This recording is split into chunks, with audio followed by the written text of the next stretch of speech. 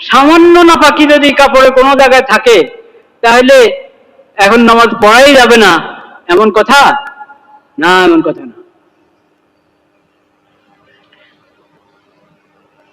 তো লুঙ্গি হক যে যেটা পরে ওটার মধ্যে যখন জরুরত সারবে, ছোট ইস্তিনজা বড় ইস্তিনজা, ইস্তিনজা সারলে তো মানুষ পবিত্রতা অর্জন করেই, করে কিনা, পবিত্র অর্জন করে। ছোট ইস্তিনজার ক্ষেত্রে কেউ কেউ অবহেলা করে, ছোট ইস্তিনজার ক্ষেত্রে অবহেলা করে, টিস্যু সঙ্গে নাই, কোনো কিছু পেল না, পানিও পেল না, বা ইচ্ছা করেই অবহেলা, তো শেষ ফোঁটা হয়তো কাপড়ে লেগেছে। এটা পরিষ্কার করা এটা আমাদের জিম্মেদারি, জরুরি। কিন্তু কাপড় লেগে গেলে কাপড়টা ধুয়ে নিব, প্রথম সুযোগে ধুয়ে নেব, সব ঠিক আছে। কিন্তু যদি আমার ফরজ নামাজের সময় হয়ে গেল, এখন আমি এটা ধোয়ারও ব্যবস্থা করতে পারলাম না, নতুন পরার জন্য পরিবর্তন করে পুরা পরিষ্কার এবং পবিত্র কাপড় ব্যবস্থা আমার কাছে নাই, তো ওই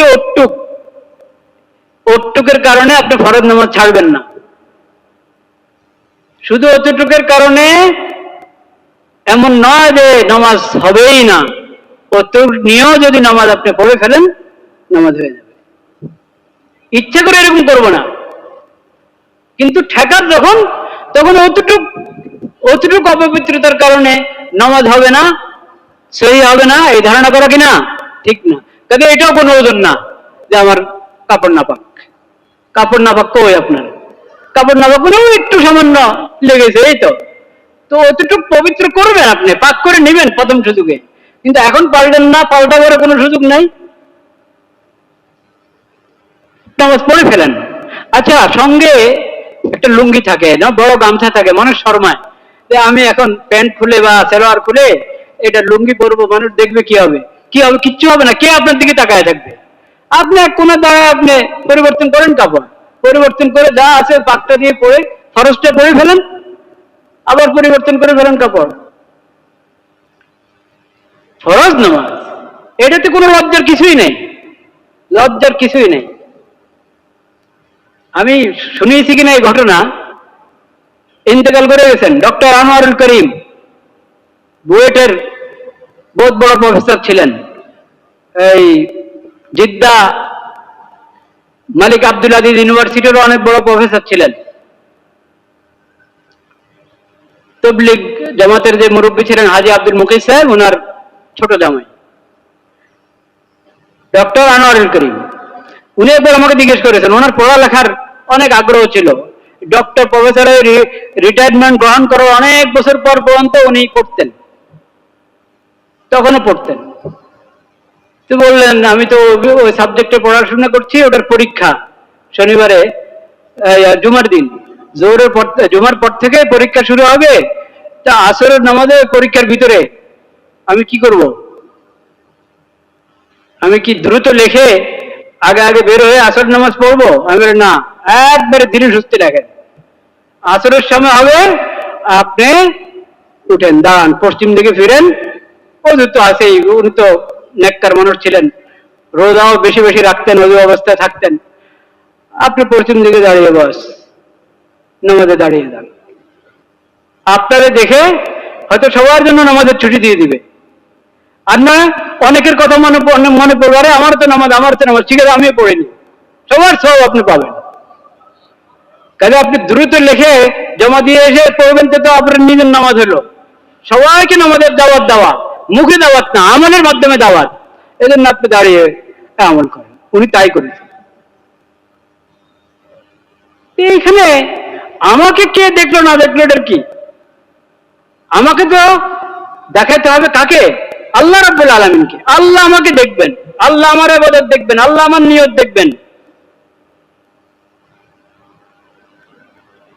তো ছুতা বাহানা বের করে নামাজ বিলম্ব করবো না, নামাজ কাদা করবো না। হজও এরকম, নিজের থেকে অনেক বাহানা মানুষ বানায়, হুজুর এখন বয়সও তো তেমন হয় নাই, বয়সও তেমন হয় নাই, হজ ধরে রাখতে পারবো কিনা, হ্যাঁ, হজ তো ধরে রাখার জিনিস না, হজ করে চলে আসবেন বাস। হজ ধরে রাখে কেমনে আবার? হজ ধরে রাখার দ্বারা উনি বুঝাতে চাচ্ছেন যে হজে গেলে তো এরপরে একটু ভালো মানুষ হয়ে যেতে হয়, নেককার দিনদার হতে হয়। তো আমি এরপরে এসে নেককার দিনদার হতে পারবো তো না? আবার যদি হজের আগের মতো ভুল হয়, গুনাহ হয়ে যায়, ফরজ ছেড়ে দিই, তো এটা তো অসুন্দর। এটা কেমন? আগে মজবুত হই, হজের পরে যাতে বুজুর্গ হয়ে যেতে পারি, নেককার হয়ে চলতে পারি, ওই হিম্মত, ওই সাহস আগে অর্জন করি, তারপরে হজ করব। মনে রাখবেন, এটা শয়তানের ধোঁকা। এটা শয়তানের কি ধোঁকা? হজ বিলম্ব করারও গুনাহ হচ্ছে, আর সংশোধনের নামে নিজের জিন্দিগির ব্যাপারে অবহেলার গুনাহ হচ্ছে। কাজেই নগদ আল্লাহ ডেকেছেন তোমার উপর হজ ফরজ হওয়া, অর্থাৎ মক্কা মসজিদ হারামে, হারাম শরীফে পৌঁছার সামর্থ্য আছে মানেই হলো আল্লাহ তোমাকে ডাকছেন, বান্দা তুমি আমার ঘরটা দেখে যাও। আল্লাহ তোমাকে ডাকছেন, বান্দা তুমি আমার ঘরটা দেখে যাও। এখন আমি যদি বিলম্ব করি তো এর অর্থ দাঁড়ায় কি? মুখে বলছি না, কিন্তু ভাবটা হলো সরি মাওলা, আমার কি নেই, সময় নাই, আমি ব্যস্ত, আমার এই আমার সেই। তো আল্লাহকে যে সরি বলে, আল্লাহর ফরজের কথা সামনে আসার পর যে আল্লাহকে সরি বলে, তার ইমানের কি দশা হবে বলেন? বেয়াদবি হবে কি হবে না? মুখে বলতে হয় না তো, আচরণে যদি এরকম হয় সেটাও তো বেয়াদবি। এই ছুটা যে আমি আর একটু বড় হলে, এখনো তো দাঁড়িয়ে রাখি না, দাঁড়িয়ে রাখতে হবে তো।